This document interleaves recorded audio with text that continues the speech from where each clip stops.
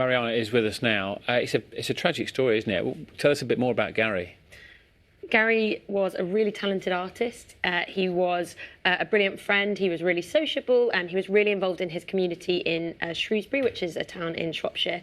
And he started to become drawn into conspiracy theories actually before the pandemic even began. He was promoting disinformation and falsehoods about the war in Syria, and it's really striking when you look at his social media accounts that are still live. His Twitter account, he's posting pictures of his art. He liked painting Roger Moore, for example, and then all of a sudden in 2018 he wishes the Syrian leader Bashar al-Assad happy birthday, and you're like, wow, how has he arrived at this point? And when the pandemic hit, he moved from lovely local Facebook groups in Shrewsbury, where he used to share his photography, to these more conspiratorial groups where there were falsehoods about the pandemic, and a combination of legitimate criticisms about lockdowns, concerns, questions, political debates became muddled with totally false claims that the pandemic is part of a sinister global plot to control or ruin people's lives. And Gary became totally obsessed with this, and his family and friends found it very, very difficult.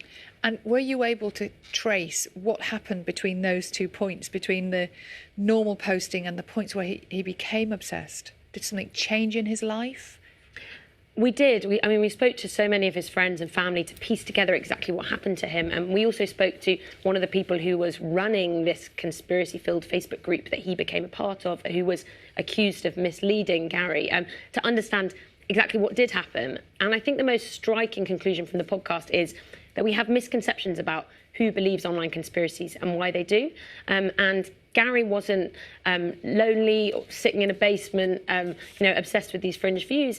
He was very loved, and he was a valued member of his community. And what made him had terrible and really upsetting consequences.